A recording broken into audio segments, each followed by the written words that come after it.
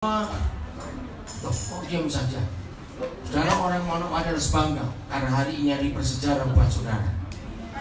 Supaya Citren pulang aja saudara. Saja bukan orang Manokwari, bangga juga ada di sini. Baik, belum pernah dalam sejarah bahwa Injil apa ini? Bahwa Injil masuk ke satu tempat dan dampaknya luar biasa. Oke, sebelum kita belajar.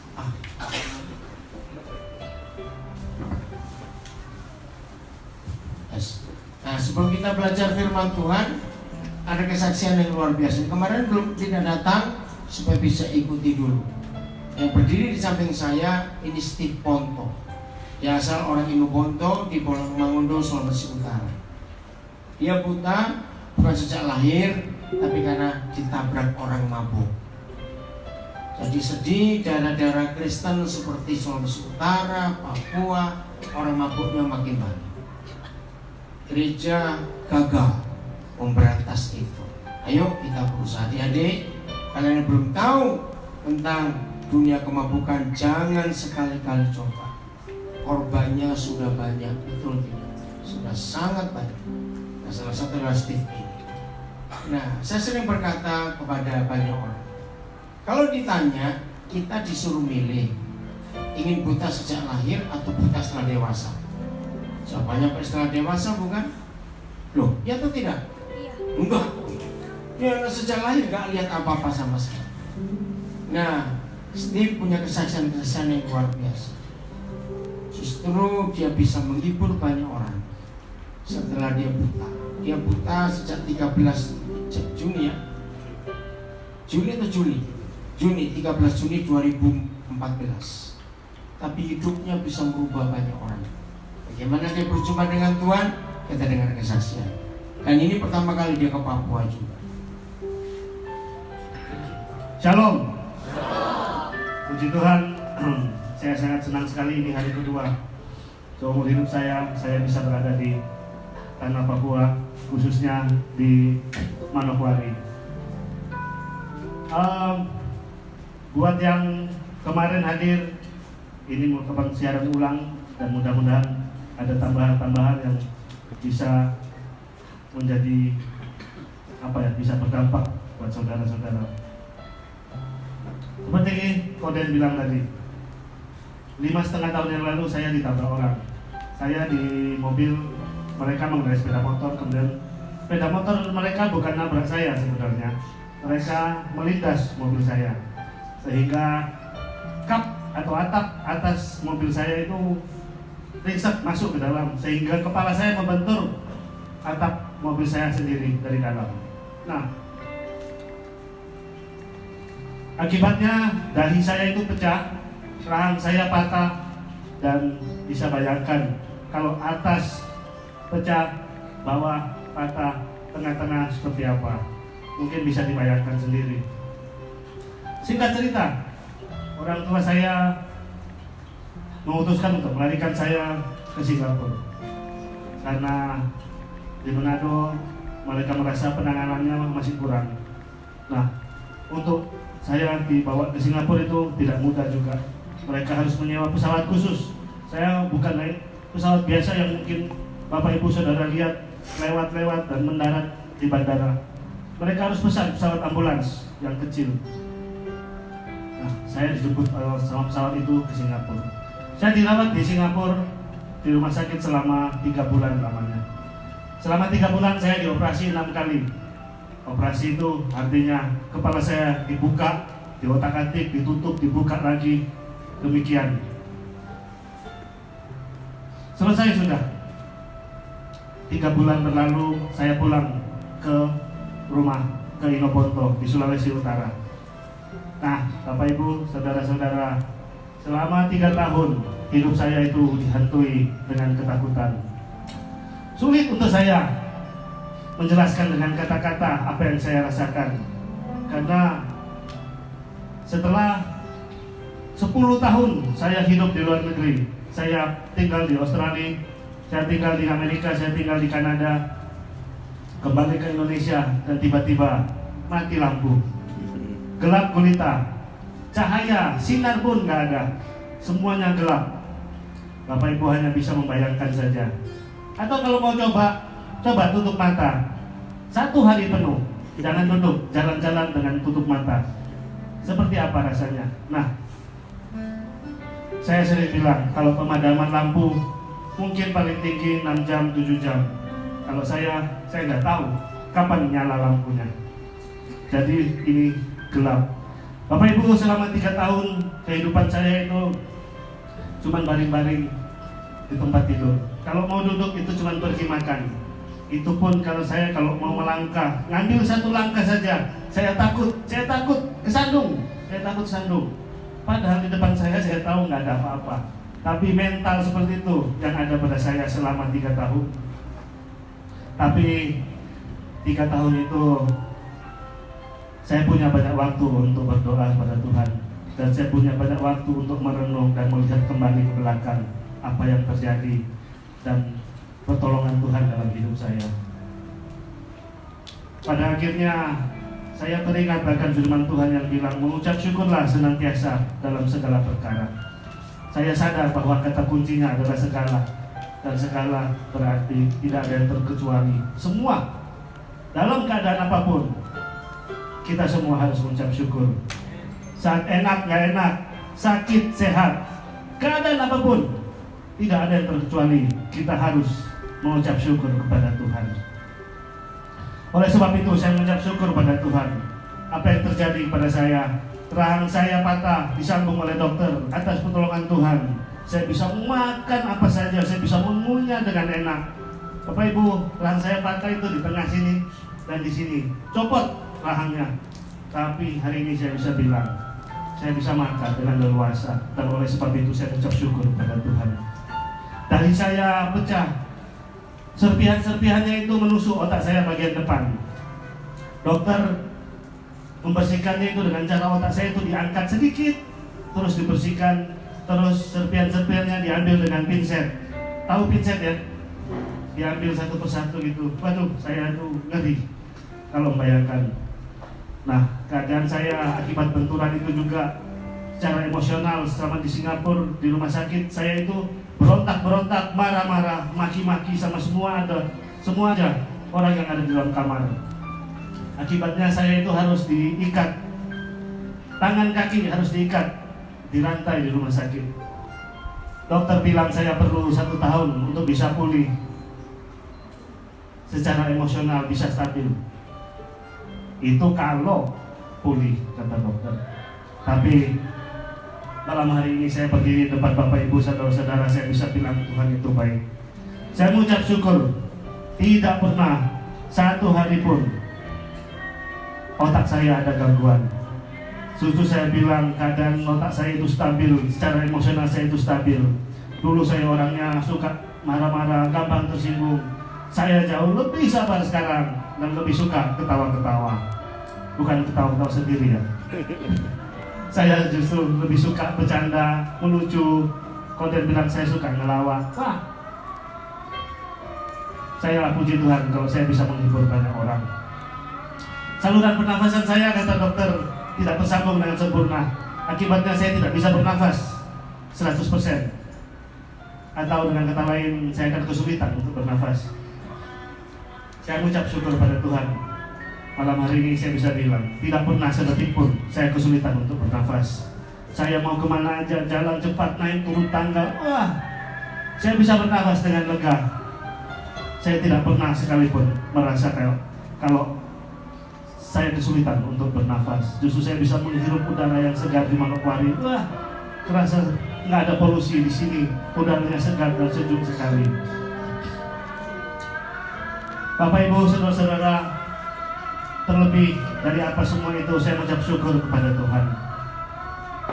Orang yang menabrak saya pada malam hari itu, mereka berdua berboncengan meninggal di tempat. Saya mengucap syukur kepada Tuhan karena saya dan Bapak Ibu dan Saudara, kita semua punya Tuhan yang hidup.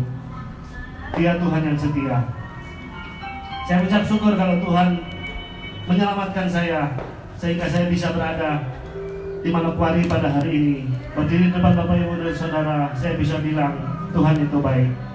Dia menyelamatkan saya. Tuhan masih memberikan saya kesempatan. Saya yakin dan percaya Tuhan punya rencana yang indah dalam hidup saya. Suatu hari saya teringat, saya terbaring di kamar rumah sakit. Ada seseorang yang masuk dalam rumah sakit ke dalam kamar saya, dan orang itu adalah Daniel Alexander. Saya nggak pernah kenal sebelumnya. Koden cuma dengar kalau saya di rumah sakit, Koden datang. Malam hari itu Koden mendoakan saya, dan Koden nggak berbicara masalah kesembuhan atau melihat lagi. Koden, saya ingat pada malam itu Koden bilang, ayo Steve, kamu kalau keluar rumah sakit, kamu ikut Koden untuk balas dendam sama iblis. Saya ingat akan hal itu, dan itu merupakan satu titik balik buat hidup saya. Dan saya bisa bilang kepada Bapak Ibu, saudara-saudara, pada malam hari ini saya balas dendam sama iblis. Saya berada di depan di sini, saya sedang balas dendam sama iblis. Dan ini tahun ketiga saya balas dendam sama iblis. Akhirnya selama 3 tahun lamanya saya belajar untuk mengampuni orang yang menabrak saya. Dengan begitu ada suatu kelegaan dalam hidup saya.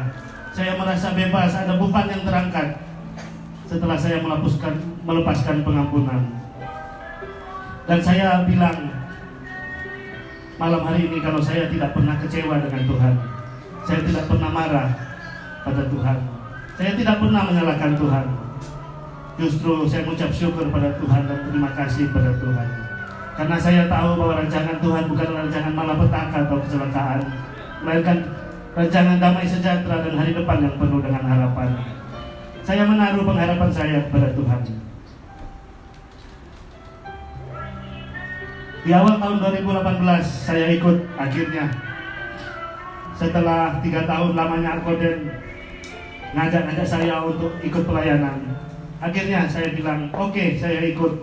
Nah, Bapak Ibu, ketakutan saya hilang karena saya juga yakin bahwa Tuhan yang berkata bahwa janganlah takut, sebab aku yang akan menyertai engkau. Ini tahun ketiga saya ikut Koden pelayanan, keliling-keliling dan memberikan kesaksian tentang kebaikan Tuhan dalam hidup saya. Dalam keadaan seperti ini, gelap gulita, seharusnya saya sedih dan saya mengasihani diri saya sendiri. Tapi saya tidak memilih itu. Justru saya bergembira dan penuh dengan sukacita karena Tuhan yang memberikan damai sejahtera dalam hidup saya. Saya kasih contoh. Suatu hari saya mendarat di bandar udara di Yogyakarta, Bandar Udara Adi Sucipto. Saya lagi nunggu Koden dari Surabaya, pesawatnya terlambat. Sambil nunggu di bandara, saya dengar kok ada suara kereta api. Saya nanya, itu kereta api ya, suara kereta api? Iya, Steve, ada kereta api yang lewat. Saya senyum-senyum sendiri. Saya berbahagia dan bersukacita. Malam harinya sebelum tidur saya itu meneteskan air mata. Saya berterima kasih pada Tuhan. Hal-hal seperti itu yang mungkin buat orang lain so what gitu loh, apanya yang penting. Tapi buat saya itu merupakan penghiburan yang Tuhan kasih buat saya. Tuhan punya cara itu sendiri untuk menghibur saya, sehingga saya bisa menikmati itu. Suatu hari juga saya sangat sedih. Saya teringat wajah orang tua saya. Saya kangen, saya rindu ingin melihat wajah orang tua saya. Saya rindu melihat wajah adik-adik saya, ponakan-ponakan, apalagi sudah banyak yang bertambah. Tapi Tuhan kasih penghiburan dengan cara Tuhan bilang, Steve, kamu kan dulunya bisa melihat, kamu bisa melihat mereka. Kenapa enggak kamu gambar aja atau kamu melukis wajah mereka? Nah, dari situ saya terhibur dan saya bilang, oh iya ya. Saya bagaikan dikasih satu kertas putih kosong dan dikasih pensil warna. Akhirnya saya mulai menggambar. beda ya antara membayangkan dan menggambar. Mungkin sulit untuk dimengerti. Tapi untuk saya menggambar itu, saya melihat mereka di depan mata saya. Saya benar-benar melihat mereka seperti saya bisa melihat. Nah, dari situ itulah teknik yang saya pakai. Kemanapun saya pergi, ikut Koden, saya bisa menikmati perjalanan itu karena saya bisa menggambar. Suatu saat kita ke Kalimantan Selatan, Sumatera Selatan, ke Lahat. Di sana saya diajak ke sungai. Saya bisa menikmati sungai itu karena saya menggambar sungai itu dan saya mendengar aliran air sungai, sehingga saya punya visual dan saya menggambar keadaan yang ada di sana. Nah,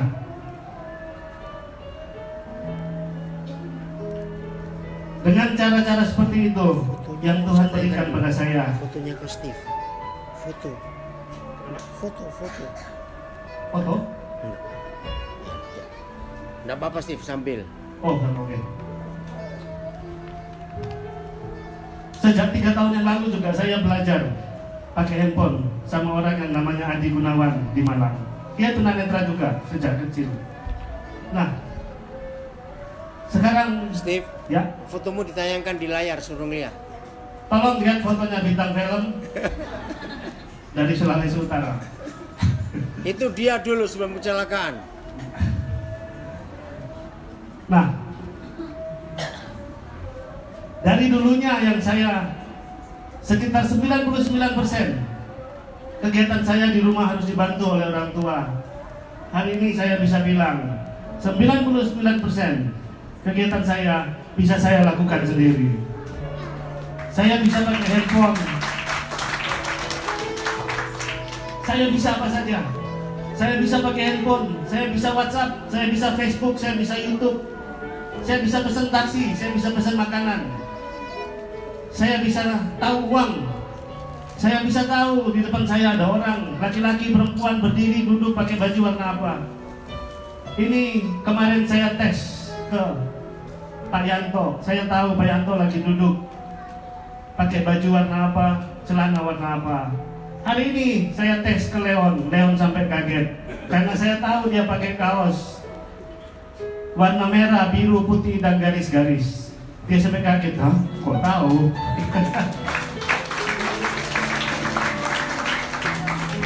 Nah, dengan adanya teknologi juga saya mengucap syukur pada Tuhan. Sehingga apa yang dulunya saya pikir, wah ini dunia kiamat, saya nggak ada harapan lagi. Akhirnya semuanya bisa saya lakukan atas pertolongan Tuhan. Saya di rumah di Jakarta tinggal sendiri. Saya bisa masak nasi sendiri, saya bisa buat kopi sendiri, saya bisa nyapu sendiri, saya bisa ngepel sendiri, saya cuci baju sendiri, bukan pakai mesin cuci, saya kucek-kucek pakai tangan. Saya bisa lakukan semua, cuman perlu kesabaran. Karena mungkin agak lama. Kalau saya cuci piring itu lama sekali, karena saya nggak yakin bersih atau enggak. Saya kalau nyapu lama sekali, karena saya ulang, karena saya nggak yakin itu bersih atau enggak. Tapi intinya saya berusaha untuk supaya keterbatasan penglihatan saya tidak membatasi hidup saya. Saya berusaha untuk bisa melakukan apa saja. Nah, sampai-sampai saya itu lupa kalau saya buta. Saya itu nggak sadar kalau saya buta. Tidak tercatat di dalam hati saya kalau saya itu buta. Sehingga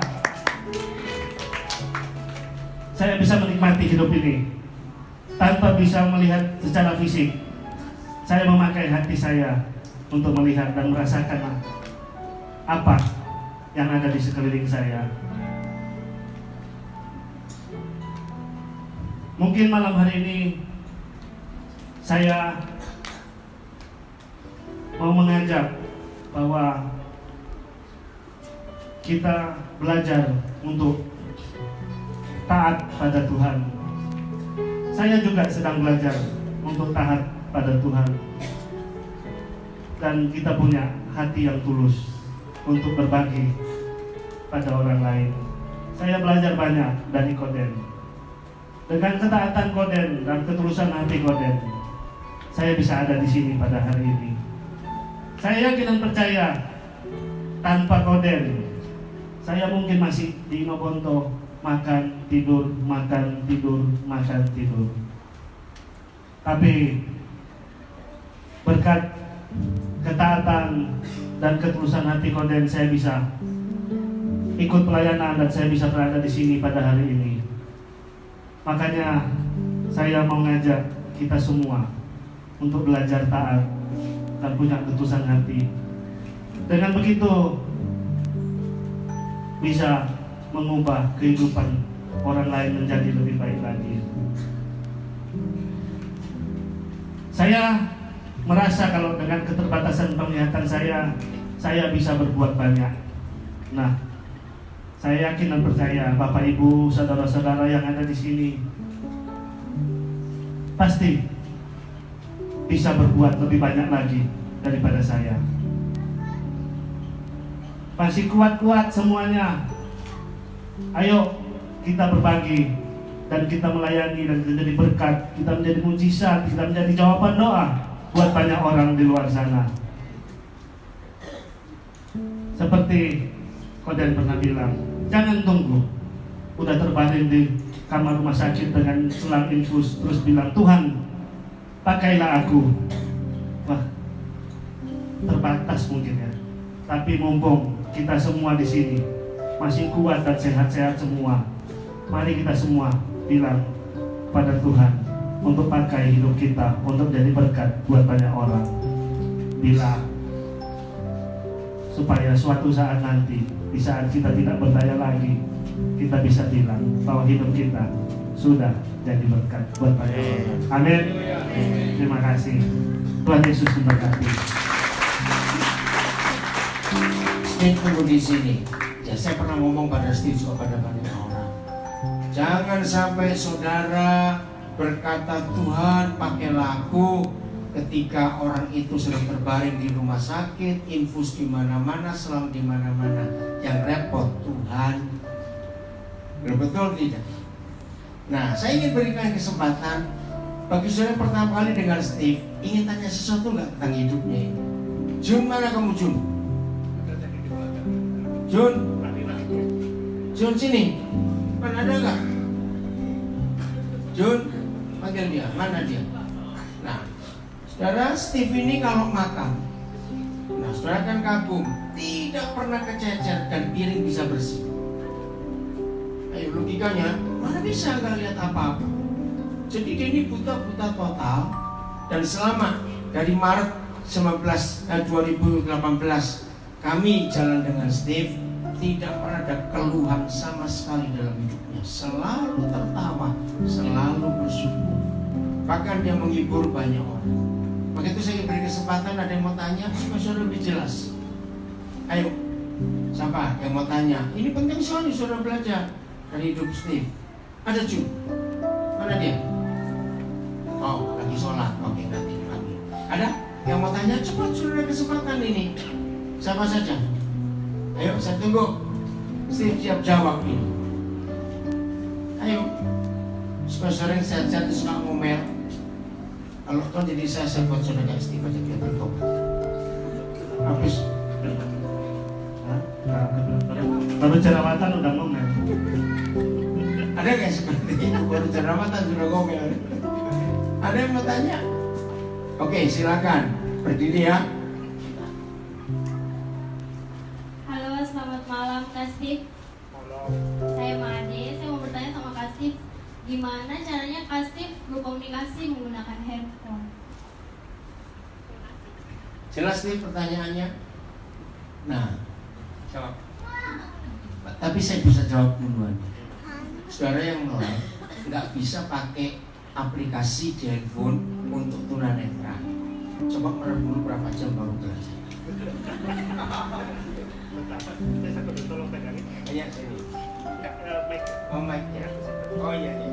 Nah, sekarang saya akan praktek ini. Coba harus di apa? Add dulu aplikasinya atau gimana? Nggak bisa. Nggak bisa ya? Iya. Jadi gimana cara berkomunikasi ya? Saya kasih contoh WhatsApp ya. Oke. Jadi handphone ini bisa membaca apa yang ada di layar. Sebenarnya handphone sama dengan punya semua orang. Nah, jadi contoh kalau saya nyalain handphone kan biasanya ada jamnya di depan ya. Nah, ini jadinya dia yang bilang jamnya berapa. Oke. Screen off. Jam 8 kurang 11 malam. Oke, sudah. Ngomong gitu ya. Ada bayangan ya. Kontak. WhatsApp. WhatsApp. Sar. Contoh. Januari. Max Konto. Jam 4:03 sore. Ini. Oke. Cuma sendiri. Nah, ini sama saya lagi chatting sama papa saya ya. Saya buka ya. WhatsApp. Type a message. Ini papa saya bilang sesuatu. Oke. Cuma sendiri. Kok kan nabire. Jam 4:03 sore. Dia bilang oke cuma sendiri mau ke Nabire. Dia bilang gitu. Kalau saya mau ketik, saya pilih Type a message. Edit box. itu belum bahasa Inggris Edit option gitu. apa lagi? Nah, oke ini jadi bayangkan lagi mau ngetik, terus ada papan tombolnya kan. Nah, Capital F. capital F, Capital F. O. O, O. F. F, Romeo. T. for, T. oke, jadi itu jadi T. E. B. Victor. Space. Spasi. Call. Udah. Jadi seperti itu. Jadi apa ya? Pada intinya sebenarnya tidak ada yang khusus, sama persis, cuman apa yang ada di layar dibaca sama handphone. Jadi jari itu apa yang disentuh sama jari dibaca sama handphone. Huruf per huruf seperti itu. Kalau iya, Facebook juga prinsip yang sama. Apa yang di layar di Facebook dibaca. YouTube semuanya bisa dibaca. Oh ya, baca buku juga bisa. Kalau baca buku harus pakai aplikasi khusus. Jadi kita buka bukunya, terus buka aplikasi, terus ini kan ada kamera. Nah, kira-kira 1 jengkal dari buku, taruh begini, terus langsung dibaca. Sama handphone dibaca, bukunya sampai selesai. Apa lagi ya? Foto. Iya, foto sama juga. Tinggal orangnya ditaruh di mana, itu di scan. Sekarang banyak orang bisa difoto enggak? Kalau banyak orang dia cuma akan bilang ada banyak orang gitu. Iya. Apalagi ya? Kalau uang juga gitu. Tinggal taruh uang, ditaruh di atas, di scan, uangnya dia akan bilang 10.000 rupiah. Nah, itu sangat membantu. Kalau saya beli makanan, saya tahu kembaliannya berapa. Kalau saya naik taksi, saya bayar, saya tahu kembaliannya berapa. Jadi biar nggak ditipu sama orang. Cukup, jelas? Yang lain lagi ada yang mau tanya? Ayo, cepat. Mumpung besok kami sudah berangkat ke Biak. Ada yang mau tanya? Ya. Praktek aja. Praktek. Ada orang salah. Siapa? Siapa? Oh Leon, praktek foto katanya. Jangan Leon. Lain. Perempuan. Silakan. Ayo, seorang maju. Seorang, nggak usah nyebut pria atau wanita, diam aja, maju ke depan.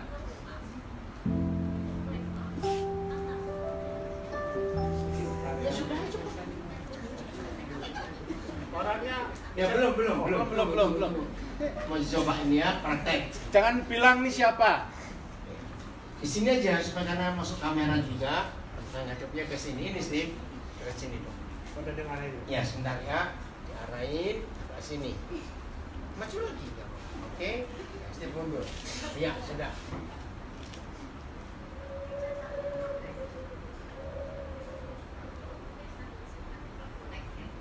Lagi pakai merah muda nggak? Merah. Merah ya? Oh iya. Yang ngomong itu coba ulang ya, bisa nggak? Take the right side of the screen. Take a picture. Take a picture. Take the right image that this woman is pink to next year. Ya. Saya bilang lagi pakai mungkin karena cahaya ya. Jadi Itu ya, akhirnya pakai agak pink, Ya. gitu. Terima kasih. Sudah jelas toh? Jadi nggak usah bohong insting. Ada yang mau tanya? Oh iya, dia kasih tahu kalau perempuan. Iya. Ya. Woman ya. Ya. Tahun lalu, saya nggak tahu lupa bulan apa, Steve hadir di pertemuan para tunanetra. Dan di situ saya belajar yang mengagetkan sekali. Ternyata mereka saling tabrak-tabrakan. Karena nggak tahu. Dikit-dikit sorry begitu. Nah, setelah mereka dengar ceritanya Steve, saudara dengar ini. Jadi apapun yang tidak enak di hidup kita, tetap ada alasan untuk bersyukur. Ternyata mereka yang buta sejak lahir itu iri dengan Steve yang sudah buta juga. Dan saya pusing, kenapa kamu iri? Ternyata ini jawabannya. Mereka yang buta sejak lahir itu nggak bisa mimpi, saudara. Karena mereka nggak pernah lihat apa-apa. Coba kamu cerita. Iya, jadi waktu itu saya diundang untuk ke persekutuan doa. Katanya ini persekutuan doa tunanetra. Jadi beneran ada sekitar 20-an sampai 20-an orang. Yang bisa melihat cuma 3 orang. Dan semuanya tunanetra. Jadi pas saya sampai sana, wah, mau salaman, sorry. Terus kita jalan, saling nabrak, sorry. Nah, buat saya satu pengalaman yang pertama kali dan unik dan lucu. Nah, saya dikasih kesempatan untuk suruh kesaksian. Waktu itu saya juga bingung, saya suruh kesaksian nih depan pada tunanetra semua. Tapi saya kesaksian. Nah, sesudah itu pas turun, selesai kebaktian, saya ibadah, kita ngobrol. Ada sekitar 3 orang mungkin bilang, wah Steve, enak kamu ya? Perasaan saya enak apanya, orang kita sama-sama buta kok. Cuma bedanya kalian senior, saya junior, iya kan? Bedanya cuma di situ saya pikir. Nah saya tunggu, kenapa ya kok lebih enak saya? Ternyata mereka bilang, kamu bisa mimpi loh, mereka bilang gitu. Saya langsung kaget juga dan saya langsung sadar, oh iya ya. Ternyata salah satu kelebihannya, saya pernah melihat segala sesuatu sebelumnya.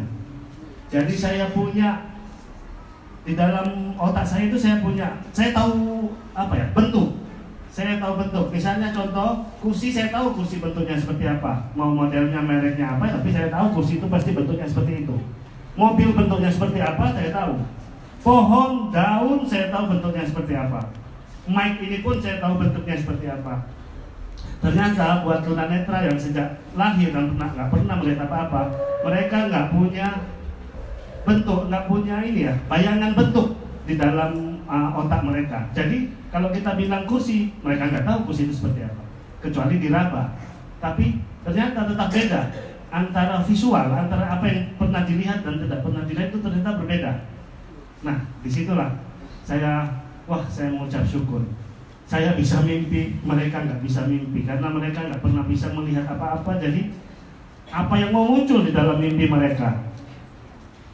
Dan tambahannya juga itu.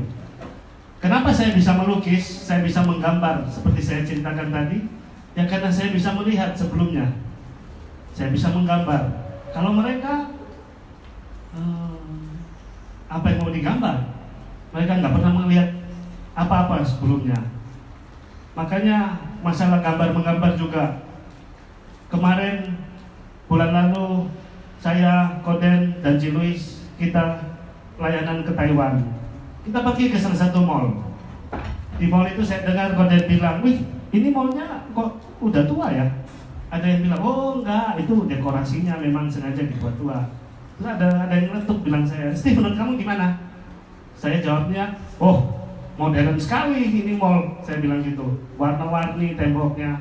Mereka ketawa-ketawa. Menurut saya loh, mau itu mallnya benar, saya gambarnya benar atau enggak, ini tua atau enggak, saya gambarnya modern ya. suka-suka saya lah. Orang itu gambar-gambar saya kok, bukan gambar mereka, iya kan? Di sini juga, saya mau bilang temboknya warna biru, di situ orange. Bapak Ibu Saudara bisa bilang salah sih, enggak, orang gambar saya ya suka-suka saya mau gambar seperti apa, yang menikmati ke saya kok. Seperti itulah, makanya saya selalu mengucap syukur pada Tuhan.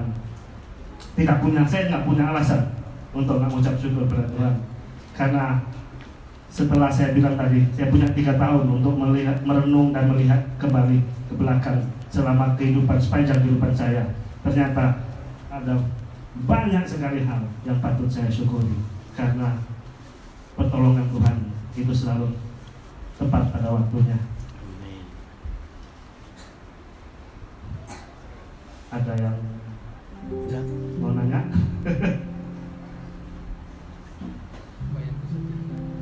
Kenapa? Ya Bapak tanya. Apa yang pernah kemarin, apa yang membuat sedih setelah meninggal, setelah tidak melihat? Pertanyaan Pak Agus, nanti Pak Agus yang beri kesaksian. Kami datang bertiga kemarin dari Jakarta. Pak Agus ini seorang senior, masternya 2, jadi dosen, jadi guru, jadi coach, pelatih, dan macam-macam. Dia akan beri kesaksian. Mimpinya lama untuk bisa ke Manokwari pas hari ini hari Injil masuk. Nah, Pak Agus tanya, Steve, kamu kan sudah sering begitu banyak menghibur orang. Apa yang buat kamu itu sedih? Ya. Saya sedih dan marah sekali sama Pak Agus. Karena tadi pagi saya ditinggal. Pak Agus pergi sendiri ke Pulau Cina. Janjinya ikut ya, janjinya ngajak. Iya. Tapi sudah saya ampuni loh Pak Agus. Saya kali ini perjalanannya sangat unik. Saya didampingi 2 orang yang lucu-lucu dan gaul sekali. Apa yang buat saya sedih? Apa ya? Salah satu yang saya bilang tadi, melihat wajah orang tua saya dan orang-orang yang dekat dan saya kasihi. Tapi itu cuma sementara. Habis itu Tuhan tolong dengan cara yang saya bisa menggambar wajah mereka. Sedih, di awal-awal saya sedih dan saya stres karena saya nggak bisa melihat lagi. Nah ini mungkin juga saya sambung ke ini ya. Saya sedih, saya stres karena apa ya? Saya nggak bisa melihat lagi. Pada awalnya saya sulit untuk menerima kebutaan ini, sehingga istilahnya saya selalu menantikan untuk Tuhan berbuat sesuatu atas mata saya. Tuhan memulihkan penglihatan saya. Tapi ternyata apa ya istilahnya? Setelah 3 tahun lamanya itu saya sadar kalau saya tidak bisa menerima kenyataan, kalau saya buta, saya nggak akan bergerak kemana-mana, saya nggak akan maju berjalan ke depan. Jangankan berhenti di tempat, mungkin saya akan berjalan mundur, karena semuanya akan saya tunggu. Sesudah saya akan tunggu untuk melakukan segala sesuatu, saya akan tunggu untuk ntar aja kalau udah bisa melihat, ntar aja kalau udah bisa melihat, saya akan tunda. Ada banyak hal selama 3 tahun itu ya saya sedih, dan saya itu kalau mau ngapa-ngapain nanti aja lah kalau sudah bisa melihat, nanti aja kalau sudah bisa melihat, selalu seperti itu. Salah satu saya kasih contoh, tongkat ini, saya punya tongkat baru 3 tahun yang lalu, karena di 3 tahun pertama sebelum saya bisa menerima kenyataan kalau saya buta, saya nggak mau pakai tongkat karena saya takut kebiasaan pakai tongkat. Nanti kalau saya bisa melihat lagi, saya kebiasaan dong pakai tongkat. Nah, seperti itu. Tapi seperti saya bilang tadi, pada saat saya bisa menerima kenyataan kalau saya buta, wah, kesedihan itu hilang, dan ada suatu kebebasan atau kemerdekaan dalam hidup saya. Ada beban yang berat yang terangkat dalam hidup saya, sehingga saya bisa bilang kalau saya leluasa untuk hidup itu merasa lebih merdeka meskipun tetap buta. Menurut saya kebutaan ini bukan identitas saya. Amin. Identitas saya adalah saya, Steve Ponto. Buta ini hanya suatu kondisi atau keadaan yang ada pada saya. Sehingga seperti saya bilang, karena buta ini bukan identitas saya selalu berusaha untuk melakukan segala sesuatu istilahnya dalam tanda petik normal mungkin. Saya tidak mau menjadi terbawa oleh keadaan yang saya sedang alami. Saya kasih contoh, saya kalau nonton TV di rumah, nonton loh ya, bukan dengar. Saya kalau nonton TV di rumah, TV ada depan saya duduk di sofa. Kalau Bapak Ibu pikir-pikir secara logika, saya nggak perlu menghadap ke TV kan? Yang perlu ada telinga saya. Seharusnya saya bisa baringan atau duduk sambil sandaran di sofa, TV saya sebelah sini. Kan yang penting telinga saya dengar ke TV. Tapi saya kalau di rumah nonton TV, enggak. Saya bisa duduk dan saya bisa memang menghadap TV. Saya seakan-akan seperti saya bisa melihat TV-nya. Ya, karena mungkin ya itu tadi, karena saya bisa menggambar keadaan itu dan telinga saya bisa mendengar, jadi saya bisa menikmati. Sampai-sampai kalau ada sesuatu yang seru, saya itu bisa maju gini loh. Saya bisa maju, melotot ke TV dan nggak ada yang aneh dalam pikiran atau dalam hati saya. Saya nggak pernah merasa saya buta. Segala sesuatu saya bisa lakukan secara spontan, meskipun dengan serba kehati-hatian.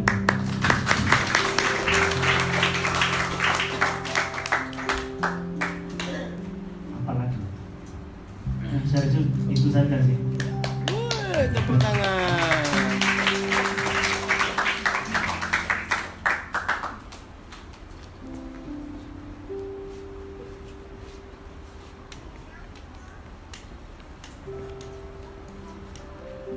Saudara belajar apa dari kesaksian Steve? Saya tanya, saudara belajar apa dari kesaksian Steve? Tolong dong jawab, saya tanya kok. Belajar apa? Enggak dengar, bersyukur. Apalagi? Apa? Menerima hidup ini apa adanya. Apalagi? Tidak putus asa, betul. Apalagi? Apa? Sabar, mengampuni. Betul. Apalagi? Keajaiban Tuhan. Walaupun dia tetap nggak bisa melihat. Tidak bukan? Mari kita berdoa. Bapa di surga, hari ini 165 tahun yang lalu ada 2 biji matamu yang taat meninggalkan Jerman, yang hidup mereka jauh lebih enak daripada mereka masuk ke tanah Papua yang 165 tahun yang lalu masih gelap kulit. Tidak ada apa-apa kecuali kegelapan. Terima kasih Engkau mengutus 2 kekasih-Mu sehingga mereka datang membawa Injil-Mu ke tanah Papua. Hari ini seluruh Papua, bahkan banyak negara di dunia yang tadi pagi kumpul di Pulau Mansina dengan ribuan orang. Kami bersyukur Bapak untuk ketaatan 2 saudara kami itu, Otto dan Kesler. Kami juga mau belajar taat seperti mereka dalam melakukan kehendak Tuhan. Khususnya kami yang tinggal di Manokwari, tempat di mana Tuhan pilih Engkau mendarat di tanah Papua, memilih Pulau Mansina di Manokwari. Kami siap untuk jadi pelaku firman-Mu. Roh Kudus, urapi kami supaya semua kami yang mendengar, baik di Manokwari sekarang maupun mengikuti dari rumah, Tuhan hadir untuk setiap kami dan firman-Mu mengubah kami. Terima kasih Bapa, terima kasih. Ajariku mengerti hati-Mu, memahami pikiran-Mu, Ajariku ikuti rencanamu, melakukan kehendakmu. Ku ingin diriku,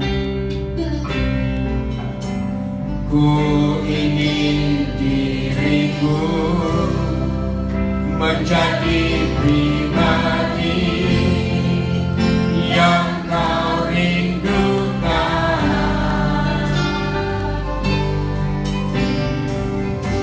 sebab hanya Engkaulah yang jadi tujuan hidupku ya Tuhan.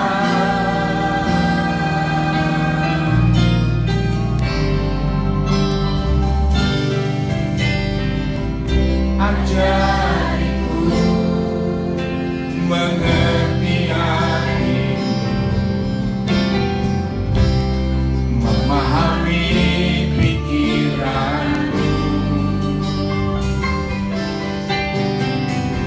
Ajariku ikuti rencanamu, melakukan kehendakmu.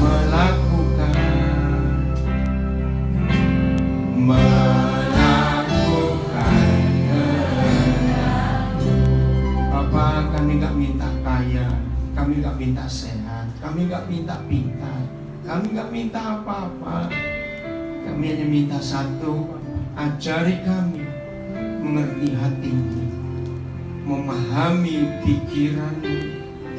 Kalau itu terjawab, Bapak, sudah cukup, hidup ini sudah cukup.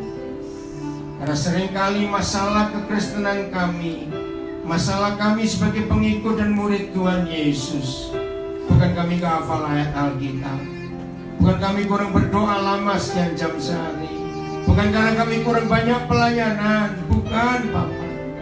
Masalah utama karena kami belum bisa memahami pikiranmu, belum bisa mengerti hatimu. Cuma itu yang kami minta, Bapak. Di hari bersejarah di tanah Papua 165 tahun yang lalu, ketaatan dua anakmu itu yang merubah kami semua. Kehendakmu jadi dalam ibadah hari ini, dalam nama Tuhan Yesus. Amin. Kita buka Roma 5 mulai ayat 12. Roma 5 mulai ayat 12. Kita akan belajar. Saya percaya di dunia, termasuk kita di Papua, karena teknologi informasi sudah luar biasa, tidak mendengar berita virus yang menakutkan dunia. Januari bulan yang pertama tahun 2020, setan memberi hadiah dunia mengerikan. Saya diskusi dengan banyak orang. Dunia takut ketika akhir perang dunia kedua, itu bom atom dijatuhkan di Hiroshima dan Nagasaki. Tapi ternyata virus ini, novel corona namanya keren, itu lebih mengerikan dari bom atom. Betul tidak? Ngeri sekali. Udah, Roma 5 ayat 12. Judulnya apa Alkitab, saudara? Coba lihat. Adam dan Kristus. Nah, di perikop ini sampai ayat 18-19 kita akan belajar seperti yang Tuhan tulis lewat Paulus tentang Adam dan Kristus. Kita akan lihat perbandingannya nanti. Nah, itu juga akan kita ambil antara virus corona dan virus Injil. Boleh gak saya berkata Injil itu virus juga? Loh, kok gak jawab? Artinya apa? Nanti kita lihat ada kalimat yang sama, kata yang sama. Nah, kalau virus corona yang dibuat setan bisa begitu mengerikan, orang takut. Sebagai orang-orang Tiongkok, kasihan mereka. Sebelum Januari 2020, seluruh dunia, apalagi daerah-daerah turis, itu sangat berharap turis Tiongkok itu datang ke negara mereka. Kalau di Indonesia ada dua daerah yang paling suka turis Tiongkok, satu Manado, dua Bali. Oh, 3 tahun terakhir saudara, Manado diserbu turis Tiongkok. Sehari itu belasan ribu yang datang. Mereka belanja, mereka jadi turis di Sulawesi Utara. Senang. Sekarang begitu dengar ada orang Tiongkok, orang menjauh semua. Kasihan nggak mereka lihat seperti itu? Nah, kita lihat Adam dan Kristus, ada apa? Kita baca sama-sama, 1, 2, 3. Sebab itu sama seperti dosa telah masuk ke dalam dunia oleh satu orang. Nah, sampai hari ini belum terdeteksi virus ini masuknya lewat apa. Tapi kasihan Paniki jadi korban. Kelelawar jadi korban. Oke, kita nggak tahu mau kelelawar mau ular, nggak urusan. Pokoknya virus itu ada. Ya, sama seperti virus corona masuk ke dalam dunia oleh satu, saya nggak tahu apa, kita nggak tahu. Dan oleh dosa itu, oleh virus dosa itu, lebih mudah bukan kalau kita mengerti? Oleh virus dosa itu juga bagaimana? Ikut maut, ikut masuk. Apa lawan katanya Injil? Lawan katanya maut. Ayo, apa lawan katanya? Kehidupan. Nah, virus dosa itu masuk, ternyata bawa maut, bawa kematian. Lagi, demikianlah maut itu telah apa? Menjalar. Apa kata lain menjalar? Bukan, menjalar, menyebar. Apalagi menular ke berapa orang? Semua orang. Karena siapa? Ya, karena itu semua orang telah berbuat dosa. Oleh karena berapa orang? Satu orang. Siapa satu orang itu? Adam. Lanjut ayat yang ke-13 ya. Sebab ayat 15 saya lompat aja supaya waktunya ya. Ayat 15. Tetapi, nah ini dia. Karunia Tuhan. Apa kata lain karunia Tuhan? Ayo, kata lainnya apa? Anugerah.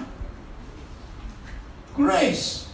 Nah, dari kata grace, anugerah, itu jadi bahasa hukum di Indonesia, grasi. Pernah dengar kata grasi? Hak siapa grasi itu? Hak presiden. Untuk apa pentingnya grasi? Pengampunan buat siapa? Orang yang divonis hukuman mati. Jadi di Indonesia kalau ada terpidana mati, tetap masih punya harapan kalau dia bisa memohonkan grasi, grace, anugerah kepada presiden. Nah, itu hak presiden. Itu luar biasa. Ya, tetapi grasi Tuhan, boleh saya ganti ya supaya mempermudahkan. Tidaklah apa? Ayo baca. Grasi Tuhan yang membebaskan saudara dan saya dari hukuman mati, betul nggak? Kita semua sudah terima vonis hukuman mati tidak? Loh, saya tanya, iya atau tidak? Karena kejahatan kita, karena dosa kita. Awas yang berkata, aku nggak pernah bunuh orang kok. Tunggu dulu. Saya tunjukkan KUHS. Nah, saya tuh nggak hafal KUHP. Roni tahu PC ada di sini nggak? Mana Jansen? Oh ada. Nah, itu anak saya, orang asli Manokwari, pengacara hebat. Waktu Ahok di sidang, maka di antara sekian puluh pengacara, Roni Talapesi, orang Manokwari ini pengacara termuda. Nah, yang hafal KUHP itu pengacara, jaksa, hakim, dan polisi. Betul? Pasal perzinahan, pasal pembunuhan. Nah, surga itu nggak pernah ribet. Pasal pembunuhan buat surga itu cuma satu. Coba kita tinggal dulu ayat ini. Kita buka 1 Yohanes 3:15. Pasal pembunuhan di surga itu KUHS. Jadi kitab undang-undang hukum surga. Itu saya hafal. Kalau kitab undang-undang hukum perkara atau hukum pidana perdata, saya nggak hafal. Tanya pengacara, tanya polisi. Terlalu banyak. KUHS itu simpel-simpel, sederhana.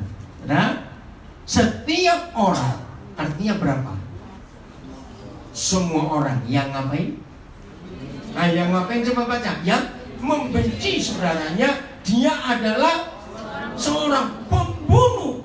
Jangan lupa manusianya. Karena kalau nggak ada kata manusianya, bisa bunuh nyamuk, bunuh babi, bunuh anjing, lain kan. Jadi bunuh siapa? Manusia. Siapa itu? Bukan, yang benci saudara. Maka orang itu tidak akan. Dan kamu tahu, saya baca bahwa tidak ada seorang pun pembunuh yang tetap memiliki hidup yang kekal dalam dirinya. Jadi pembunuh matinya kemana? Ke neraka. Nah saya tanya, awas ada yang ngomong gini, Pak Pendeta, saya nggak pernah benci orang, cuma malas ketemu. Sama goblok. Nah jujur, ada nggak kita malas ketemu seseorang? Loh, coba jawab.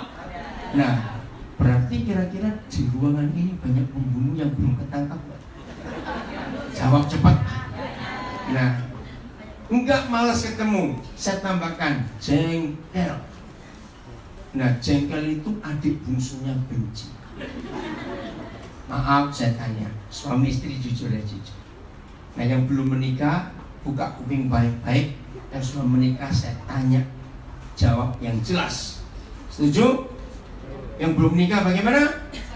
Pasang kuping. Yang sudah menikah, jawab jelas. Dengar. Ternyata di dunia ini tidak ada dua orang yang begitu sering saling menjengkelkan kecuali suami istri. Loh, saya sudah menikah, cepat jawab. Ya atau enggak? Loh, pura-pura ini harus membohong semua. Masuk neraka juga pembohong. Karena tak jujur. Saya ulangi lagi, ternyata di dunia ini tidak ada dua orang yang begitu sering-sering menjengkelkan kecuali suami istri. Jawab cepat. Loh, saya gak suruh tertawa, jawab. Ya atau tidak? Nah, yang mau kawin mikir kamu. Jadi tidak membenci, tidak malas ketemu, cuma jengkel. Sama itu pembunuh manusia. Mungkin Anda berkata, saya nggak pernah ngomong jengkel pada istri saya, suami saya cuma sering nggak? Cepat jawab. Sering tidak? Maka itu menikah itu sulit tahu. Pestanya gampang, nggak punya uang ngutang nunggu amplop, ngawur aja. Maaf saya lanjut. Jadi kira-kira di ruang ini ada pembunuh tidak? Salah banyak. Cuma belum ketangkap. Lihat. Begitu pula pasal perzinahan. Saya nggak hafal KUHP. Soal pembunuhan itu pembunuhan berencana, pembunuhan tidak sengaja, pembunuhan rame-rame, pembunuhan satu orang, mutilasi, banyak hukumnya. Betul ya Ron? Kira-kira pasal pembunuhan ada berapa banyak di KUHP? Kira-kira aja sebut aja Ron. Banyak pasal-pasalnya. Kira-kira aja berapa, sebutlah. 3. Belum bisa-bisa lagi. 3 harus pasal lagi. Begitu pula KUHS tentang perzinahan. Wih, keren sekali. Begini kata Tuhan Yesus, barang siapa memandang orang lain dan menginginkannya, maka orang itu sudah berzina dengan dia di pikirannya. Nah, jadi gini, KUHP pasal pembunuhan tidak harus menghilangkan nyawa orang. Pasal KUHS perzinahan ternyata nggak perlu ketemu orangnya, bahkan nggak perlu tempat tidur. Kalau cuma ngelihat, meluk sudah belum? Jawab cepat. Belum. Merangkul sudah belum? Terus ngapain? Cuma ngelihat, lalu menginginkan. Wih, itu keren sekali. Saya tanya lagi, kira-kira di ruangan ini, mau saya dengar di rumah, ada banyak pezina nggak? Cepat jawab. Cepat jawab. Ada nggak? Loh, saya tanya, ada nggak pezina dengan KUHS itu tadi? Ada tidak? Saya tanya cepat jawab, ada nggak pezina di sini? Saya tanya cepat jawab, ada pezina nggak? Saudara nggak jujur berdosa. Ada pezina nggak di sini? Salah, banyak. Jujur, sependeta-pendetanya seorang pendeta, matanya masih bisa kurang ajar nggak? Ya sudah. Maka itu Tuhan Yesus berkata di Matius 5, jangan pemenunjuk orang lain, lihat ke dirimu.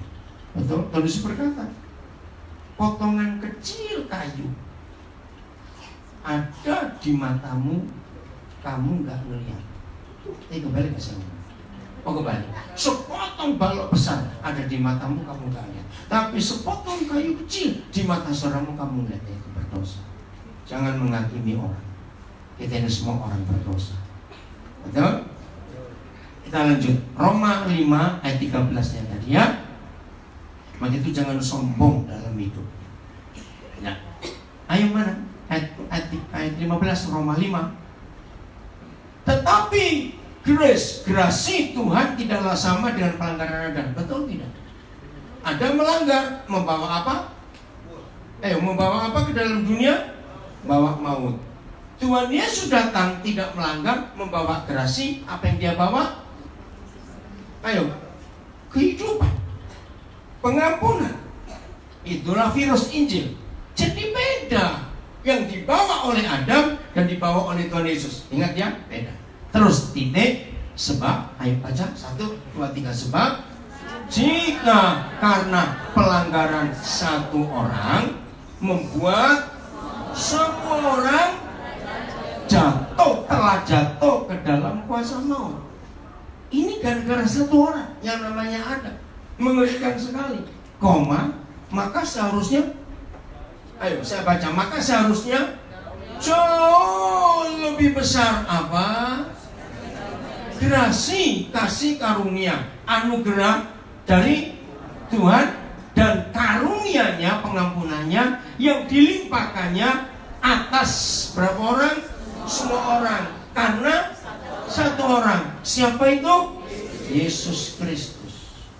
Ini Injil.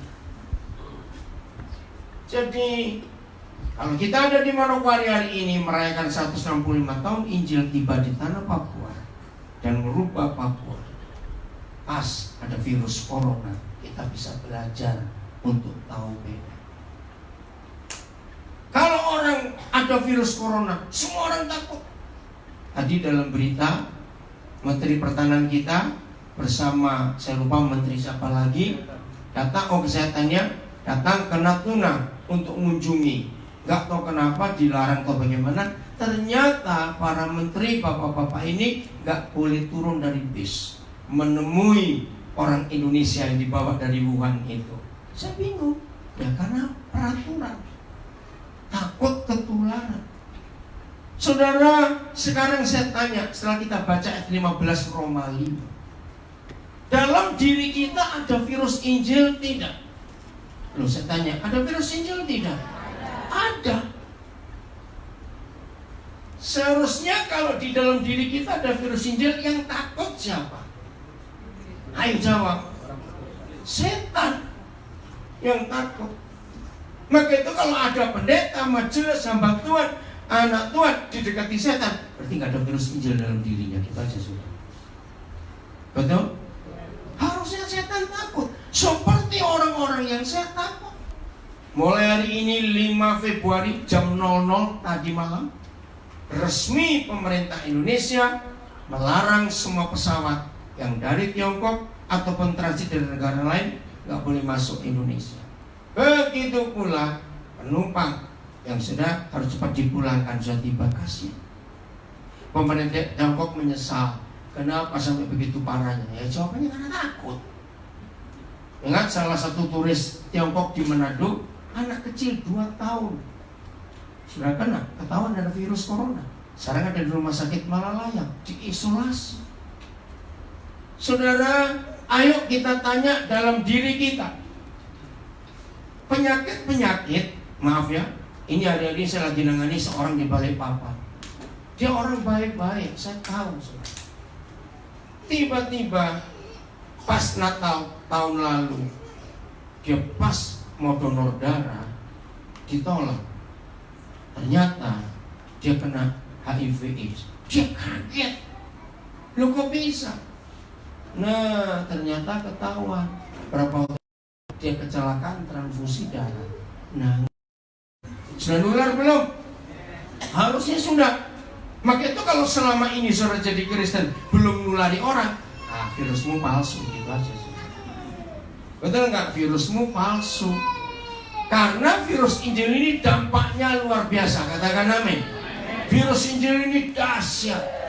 Maaf saya cuma cerita. Karena Steve ditinggal Pak Agus teman Sinam tadi pagi. Cerita bagus kok Pak Agus. Akhirnya kami di kamar. Ya, saya kesiangan bangun, saya juga capek, Steve juga. Nah, sudah jamnya orang bersihkan, petugas hotel bersihkan kamar kami diketok. Saya kaget. Aduh, oh ya. Nah, aturannya kalau kamar hotel sudah dibersihkan nggak boleh ada orang di dalam supaya bebas kerjanya. Maka saya keluar dengan Steve. Begitu saya melihat namanya Rizal Muslim. Begitu saya melihat dia, Roh Kudus ngomong sesuatu. Terus saya minta nomor teleponnya. Kami di lantai 3 di Aston. Lalu dia tahu bahwa kami nunggu itu perlu tempat duduk. Langsung dia bilang, Pak, di lantai 2 ada sofa. Jadi bapak-bapak tunggu di sana. Nah, nanti kalau sudah selesai, saya telepon pakai itu, saya minta nomor teleponnya supaya telepon. Saudara, pulang makan siang bersama Pak James tadi, saya kontak dia. Dia kaget. Saya kok bisa tahu masa kecilnya. Dan tadi karena dia sibuk, banyak tamu, sehingga capek, sehingga nggak ketemu. Padahal siang mau ketemu. Aduh maaf, dia mulai saya papa, saya nggak bisa ketemu. Terus, Bapak kapan check out? Besok sebelum jam 7. Aduh, kenapa? Saya masuk jam 7. Nah, jadi nggak ketemu. Saudara dengar dia berkata, saya akan datang lebih pagi untuk nemuin. Karena saya heran. Kenapa? Papa adalah orang pertama yang nggak kenal saya, tapi tahu masa lalu saya, yang saya rahasia. Berarti cerita ini, virus Injil di dalam diri kita harus bisa menular ke mana? Semua orang. Seperti virus dosa yang kita terima karena perbuatan Adam. Ngerti nggak ayat ini? Betul? Maka itu kalau 165 tahun Injil ada di tanah Papua, tapi di penjara lapas belum berlaku di tanah ini. Coba kita lihat dulu ya Roma 1 ayat yang ke-16. Tadi waktu Pak Agus ikut ke Mansinam, ternyata pengkhotbahnya juga khotbah ayat ini. Memang ini Injil yang luar biasa. Roma 1 ayat 16. Apa itu Injil? Dan itu luar biasa. Maka itu pulang dari sini, siapapun kita harus, ya. Sebab kita mempunyai apa? Keyakinan yang apa? Kokoh tentang apa? Tentang Injil, dalam Injil. Karena Injil itu siapa? Saya nggak tanya apa, siapa? Sebab Injil itu pribadi. Injil itu hidup, Injil itu punya power, punya kuasa. Seperti dosa, itu bukan benda, bukan barang, tapi pribadi. Dosa itu hidup, maka itu bisa membunuh orang, bisa merusak orang. Virus itu hidup atau mati? Hidup, karena bisa berkembang biak. Nah, seharusnya virus Injil dalam diri kita berkembang biak. Saya ulangi, sebab kita harusnya mempunyai keyakinan yang kokoh dalam Injil. Karena Injil adalah kekuatan Tuhan, kuasa, power yang sanggup apa? Setelah kata sanggup menyelamatkan. Berapa orang? Semua orang, setiap orang. Jadi kemanapun saudara dan saya pergi, selama virus Injil itu masih hidup di dalam kita, maka orang-orang yang ketemu kita pasti ketularan. Lihat di video waktu saudara kita dari luar turun dari pesawat Batik Air, diapain itu orang? Disemprot, saya kaget. Ngeri enggak? Sampai begitunya orang takut pada virus ini. Roma 5 tadi ayat yang ke-16. Roma 5 ayat 16. Ya 15 sudah selesai, kita pelajari ayat 16. Roma 5. Dan siapa? Gerasi. Kasih karunia. Tadi apa kekuatan gerasi? Ayo masuk lupa. Apa kekuatan gerasi? Membebaskan orang dari hukuman mati tetap hidup. Kalau presiden saja bisa memberi gerasi, apalagi Bapa di surga lebih sanggup. Nah, itu cara kita berpikir. Dan gerasi, kasih karunia Tuhan tidak berimbangan dengan satu orang. Betul tidak? Loh, saya tanya iya atau tidak? Oke, saya berikan contoh ini. Coba saudara angkat tangan kiri saudara dengan digenggam, tangan saudara digenggam, tangan kanan, semuanya. Ayo, tangan kiri kanan digenggam, semuanya yang belakang. Kecuali nggak punya telinga nggak usah dengar, awas nggak nurut. Oke? Nah, saya ambil contoh, tangan kiri genggaman kita itu Adam, tangan kanan genggaman kita itu Kristus. Coba saya tanya, Adam dengan Kristus mana lebih hebat? Jawab cepat. Yang kanan angkat ya. Kuasa maut yang dibawa Adam dengan kuasa anugerah yang dibawa Yesus tangan kanan kita, mana lebih kuat? Yang kanan. Oke? Yang kedua, virus dosa dengan virus Injil, mana lebih dahsyat? Betul? Yang terakhir, mana yang membawa kematian? Mana yang membawa kehidupan? Virus dosa atau virus Injil? Logikanya, saya angkat tangan tak sampai sana. Logikanya, antara Adam dengan Kristus, siapa lebih hebat? Faktanya? Saya tanya, faktanya Adam lebih hebat. Berarti siapa yang salah? Awas dengan Kristus kamu, awas. Jadi siapa yang salah? Kita. Kenapa kita salah? Nah, karena virus Injil dalam diri kita, kita matikan dengan virus dosa. Jadi kalah. Maka itu ada kalimat ini, sebab penghakiman atas virus dosa, karena satu pelanggaran itu telah mengakibatkan apa? Penghukuman. Tetapi penganugerahan apa? Grasi atas banyak orang mengakibatkan apa? Pembenaran. Maka itu ada kata, lihat kalimat pertama, grasi tidak pernah berimbangan dengan dosa. Virus Injil itu jelas jauh lebih hebat dari virus dosa. Tuhan Yesus Kristus yang ada di perikop ini, Roma 5 ayat 12, itu jauh lebih hebat daripada Adam. Maka itu ada kata tidak berimbang. Tapi kenapa yang faktanya jelas harusnya Yesus dan virus Injil jauh lebih hebat bekerja? Kenapa Adam dan virus dosa yang menang atas dosa sampai hari ini? Berarti siapa yang salah? Kita. Salahnya di mana? Nanti kita lihat ayat 17. Ayat 17 mulai jelas salah. Sebab. Nah, kalau ada kata sebab menunjukkan apa? Ayo, kalimat yang dipanjang-panjangin terus ada kata sebab menunjukkan kebalikannya. Sebab supaya berimbang, itu maksudnya. Supaya yang lemah itu dikalahkan oleh yang kuat. Sebab jika oleh dosa satu orang, maut telah apa? Berkuasa oleh satu orang itu. Siapa itu? Siapa itu, Pak? Adam. Nama virusnya Corona. Kita jadi supaya gampang ngerti. Oke? Sebab jika oleh dosa satu orang, oleh karena paniki itu, yang salah masak, semua orang menadu masak di sana lain itu. Maaf, ya kelelawar disalahkan. Kasihan kelelawar gak berdosa. Maut telah berkuasa oleh satu orang itu. Maka, nah kalau ada kata maka menunjukkan apa? Coba belajar. Maka itu artinya apa? Jangan makan ya, awas kamu. Maka, ayo cepetan. Lama sekali. Kesimpulan, penjelasannya, maka lebih benar lagi siapa? Kok mereka, saya tahu mereka. Ganti dong. Kita. Maka seharusnya lebih benar lagi kita yang, ayo yang telah apa cepat? Menerima apa? Enggak cuma grasi, kelimpahan. Artinya apa?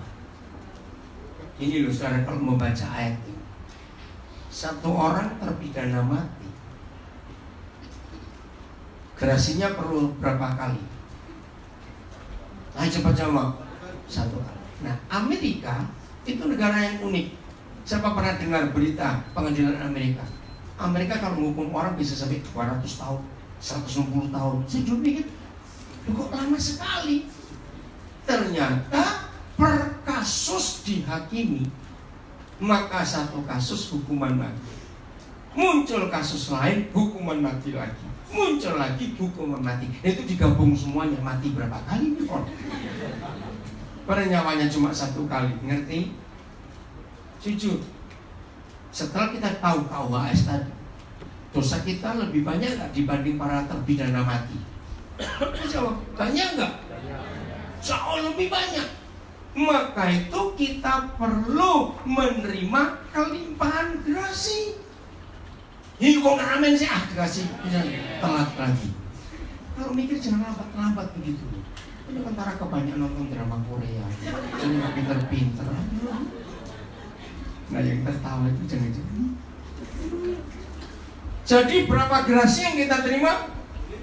Berlimpah. Saya ulangi. Maka lebih benar lagi kita yang telah menerima kelimpahan grasi dan pembenaran. Sekarang mulai ngerti nggak tidak berimbangan tadi? Ayo, ngerti nggak saya tanya? Kalau sampai kalimat ini, berarti kalau dibedakan virus dosa dengan virus Injil itu berapa ribu persennya kira-kira? Ayo, kira-kira banyak atau sedikit perbedaannya? Banyak sekali. Karena ada kata maka lebih benar lagi.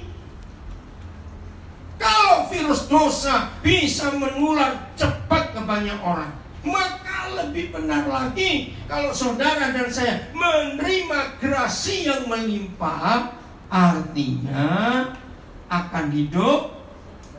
Ayo akan hidup dan berkuasa oleh karena satu orang itu siapa? Nah, saudara dengar, saya menangis pertama kali Roh Kudus mewahyukan saya itu. Aduh kasihan Tuhan. Contoh begini Ustaz, saya ambil contoh. Kalau grasi yang melimpah itu saya lupakan uang. Kira-kira saudara kasih angka berapa? Kalau grasi itu kelimpahannya berupa uang, cepetan jawab. Triliun, betul. Pernah tahu duit 1 triliun? Lihat aja TV waktu banyak koruptor ditangkap kan duitnya banyak itu. Wow, uang bisa tumpuk-tumpuk berapa tinggi, terus panjang, lebar lagi. Nah bayangkan mau sekarang, apa yang dikatakan oleh orang yang memberi saudara 1 triliun? Ini kalau kita ngomong kelimpahan grasi, 1 triliun masih kurang atau kemurahan atau kemahalan? Coba jawabannya apa? Kemurahan. Grasi yang melimpah itu nggak tahu berapa triliun. Berarti tidak? Kok nggak percaya sih? Ingat kerajaan-kerajaan baru yang muncul, katanya punya duit banyak, triliunan di Swiss. Nah, kita ini kelimpahan grasi yang luar biasa. Oke, saya 1 triliun saja. Coba, apa yang terjadi pada Kak Tos? Ambil contoh Kak Tos. Kalau memberi Billy gimana ya? Billy, ya, maaf ya, saya ambil 2 contoh. Apa yang terjadi dengan Kak Tos? Dan apa yang saudara pikir kalau Kak Tos memberikan uang kepada Billy 1 triliun? Dia beli kerupuk semua. Loh, yang tertawa ini memang lucu. Terus Kak Tos mikir apa? Loh, kira-kira, ini ngerti nggak ilustrasi ini? Ya cepetan, mikir apa? Sia-sia, betul. Apalagi? Apa? Mubazir. Oke, yang jelas kita ngomongnya apa? Gila. Oke, apa lagi? Loh, bayangkan uang 1 triliun beri kerupuk semua, Manowari tenggelam 3 km. Oleh kerupuk itu. Nanti nggak ilustrasi ini, saudara. Kita tertawa, tapi Kak Tos masih menangis. Aduh, Bil, uang segitu kamu beli kerupuk semua. Seharusnya kamu bisa buat ini, Bil. Kita pasti bangun itu, ngerti enggak? Mau doakan Kak Tos punya uang triliun? Oh, uang amin. Tak ini mata duitan semua. Maaf. Maka itu Tuhan sedih setelah kita terima kelimpahan grasi. Lalu selama kita hidup, nggak ada satupun orang yang ketularan kita. Tadi Kak Tos saya ralat. Ingat waktu dia mau hujan, Kalau bisa 1 tahun 1 orang, saya harus jawab, kelamaan. 1 tahun 1 orang, lama sekali. Lihat itu virus corona, berapa hari nulari orang? Detik, nggak sampai, nggak perlu 24 jam. Orang dekat langsung ketularan. Saya tuh bayangkan di virusnya kayak apa sih, ini kurang ajar betul. Seorang harga masker, wah mahalnya luar biasa. Orang di Papua, saya bisa takut virus. Oh enggak aneh. Masyarakat apa tuh pakai masker semua di sini. Berarti kita lebih kebal daripada orang di luar. Apalagi dalam diri kita ada virus apa? Ya. Harusnya bagaimana virus Injil itu? Kerja menular. Udah ya, jadi percaya. Ayat 18. Nah, ini kesimpulannya. Ayat 18 dan 19. Kita akan lihat nanti ya. Sebab itu. Nah, lagi saya kata sebab itu. Ini penjelasan, ini alasan. Apa yang terjadi kalau kita yang tadinya terima virus dosa gara-gara Adam, lalu kita jumpa Tuhan Yesus, ditransfusi darah Yesus, jadi di hidup kita ada virus Injil. Apa yang terjadi? Sebab itu.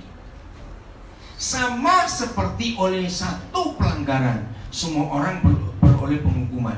Demikian pula seharusnya, saya tambahkan kata dia, oleh satu perbuatan kebenaran, semua orang beroleh pembenaran untuk hidup. Maaf, saya mau tanya, saudara mau milih menempatkan diri yang pertama atau yang kedua di ayat ini? Kedua, oke. Sekarang taruh namamu. Ya, kalau dua-dua masukkan. Kalau pertama dan kedua, saya baca gini. Sebab itu, sama seperti oleh pelanggaran Daniel Alexander.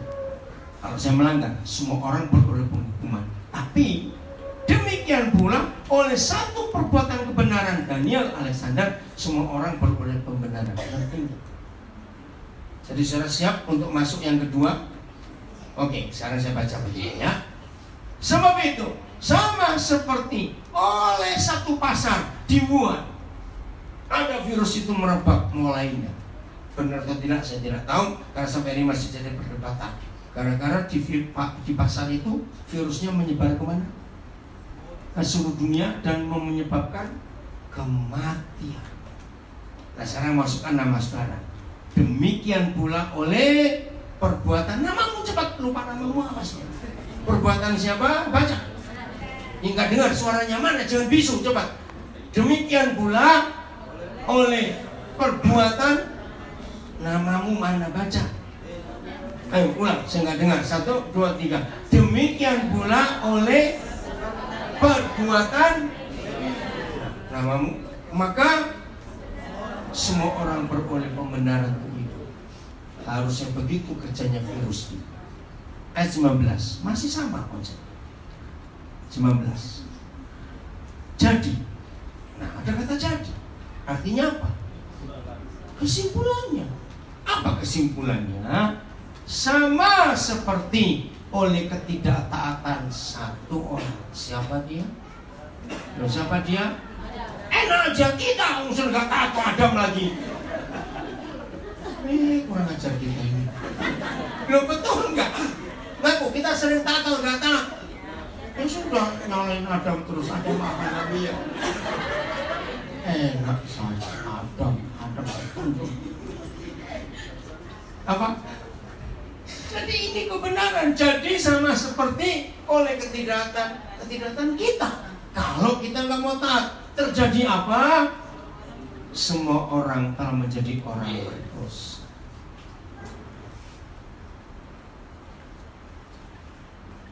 Koma.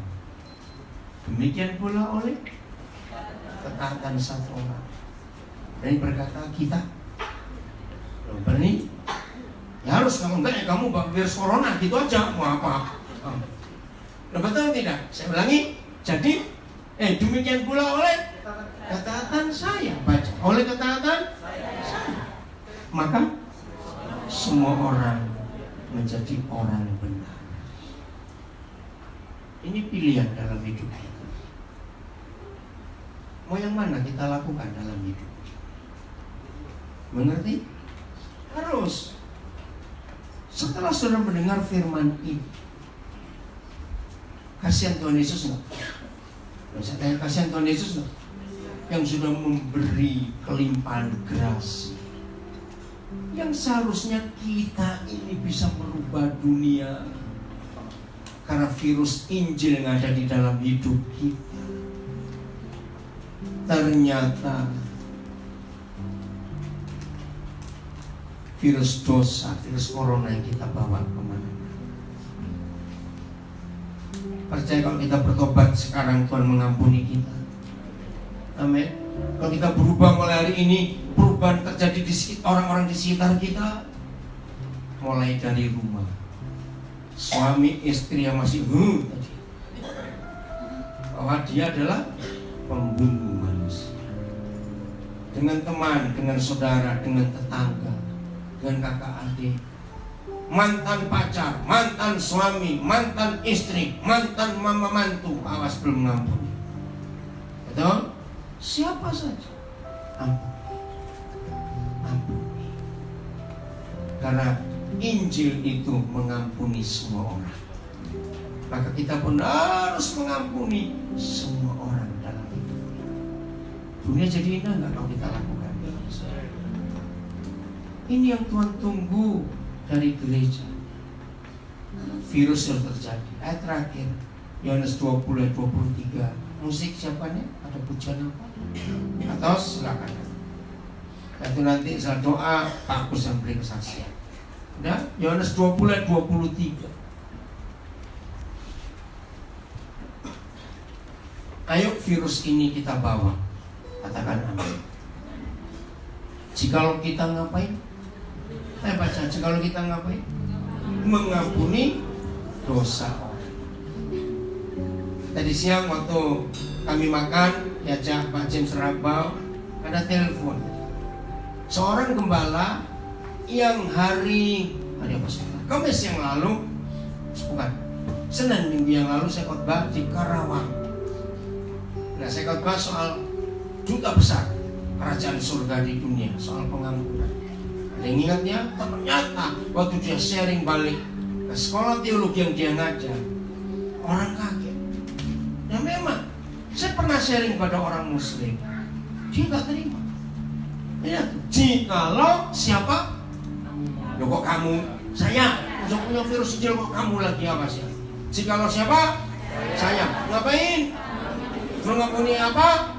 Dosa orang. Maka dosanya? Nah, orang umum, orang beragama tidak bisa terima. Jadi waktu saya pernah ngajar ini, ada beberapa orang Muslim datang protes, Pak, salah. Kita hanya bisa memaafkan. Yang mengampuni itu cuma Tuhan.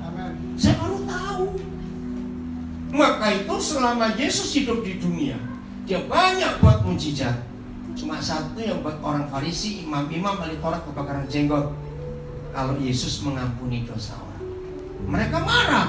Sebab kalau ada orang bisa mengampuni dosa orang, itu penistaan.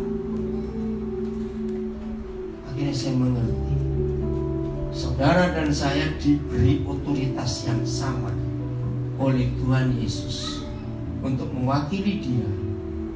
Nah, ternyata semua murid Yesus yang punya virus Injil dalam dirinya punya otoritas, nggak cuma memaafkan, tapi mengampuni dosa orang. Amin. Memaafkan itu cuma nutupi. Maka itu kalau sudah lama tiba-tiba mau muncul lagi, kita buka. Ini loh, 5 tahun lalu dosamu sama seperti sekarang. Tapi kalau mengampuni itu melupakan. Dan ada beda. Kenapa bukan orang berdosa? Coba teliti kalimatnya. Apa salah penerjemahan? Tidak. Kalau kita mengampuni orang berdosa, itu wajib. Karena Yesus berfirman, musuh kita suruh ngapakan? Jangan racun nafas kamu. Musuh kita suruh ngapakan? Berkati. Kalau lapar suruh ngapakan? Kasih makan, tapi jangan tambah racun, awas kamu. Itu hukum Kristus. Nah, itu kalau orang berdosa. Lalu apa dosa orang? Nah, ini luar biasa. Di dunia ini hanya duta besar yang boleh mengampuni dosa orang. Kalau saudara belajar politik, duta besar halamannya saja itu bisa menyelamatkan penjahat. Jadi dalam hukum internasional ada kata suaka, ada kata imunitas, ada kata kekebalan diplomatik. Kalau ada orang berdosa dikejar aparat keamanan di sebuah negara dan dia bisa masuk ke halamannya saja, nggak sampai ke dalam rumah, maka aparat negara itu nggak boleh menyentuh, karena ini ada perlindungan. Nah, saya belajar literatur tertua yang memberitahu dunia bahwa penjahat bisa diselamatkan kalau masuk ke satu tempat, itu namanya kedutaan besar. Ternyata literatur tertuanya cuma ada di kitab Bilangan. Satu hari Yahweh Tuhan pesan kepada Musa, Musa pilihkan 6 kota perlindungan, sehingga kalau ada orang jahat bisa sampai ke kota itu, maka dia aman, nggak boleh diganggu dulu. Keren nggak? Jadi kalau ada penjahat yang masuk ke halaman duta besar, dia berbuat jahat pada negara duta besar itu atau tidak? Lalu saya tanya, dia berbuat jahat nggak? Tidak. Dia berbuat jahat di negara ini. Nah, mengampuni dosa orang adalah orang-orang yang kita nggak kenal, tapi kita tahu diri berdosa. Entah kepada siapa, bukan urusan kita. Begitu saudara dan saya tahu bahwa ada orang yang berdosa bukan kepada kita, tapi kepada Tuhan atau kepada orang lain, kita punya virus Injil. Ampuni orang itu. Keren gak hukum ini? Ini luar biasa. Maka itu selama hidup saya bersyukur. Selama hidup saya banyak mantan orang-orang jahat. Berapa banyak orang-orang lulusan usaha kambangan saya ambil. Saya nggak ada urusan dengan dia, dia pun nggak ada urusan dengan saya, tapi saya punya otoritas ampuni dosa. Mau melakukan hukum ini, maka kalau kita melakukan hukum ini, Roma 5, 18-19 di bagian kedua terjadi bagi dunia. Kemana saja kita pergi, ketemu dosa orang, ampuni, orang itu dibebaskan. Tapi kita pakai yang kedua. Apa yang kedua bunyinya? Ayo, yang kedua. Ulang, 1, 2, 3. Yang kuat suaranya mana? Belum makan saja, belum makan. 1, 2, 3. Kalau kita yang punya otoritas mengampuni, menyatakan dosa orang tetap ada, maka dosanya. Nah, apa kalimat ini artinya? Siapa pernah memberi stempel seseorang? Tahu nggak kata stempel? Siapa pernah berkata pada orang, dasar kamu? Pernah nggak itu kita buat? Nah, itu tugas kita yang salah, menyatakan dosa orang tetap ada. Awas suami istri yang belum saling mengampuni. Ada nggak suami istri berkata gini pada pasangannya, dasar opamu begitu, bapakmu begitu, maka itu kamu begitu. Ini kejam sekali. Stop memberi stempel orang. Setuju? Supaya nggak ada dosa lagi di dunia ini. Inilah tugas kita semua. Siap membawa virus Injil kemana-mana? Sedih kalau virus corona lebih berkuasa daripada virus Injil. Yang salah siapa tadi? Kita. Pelaku anugerah. Kita tidak menyatakan grasi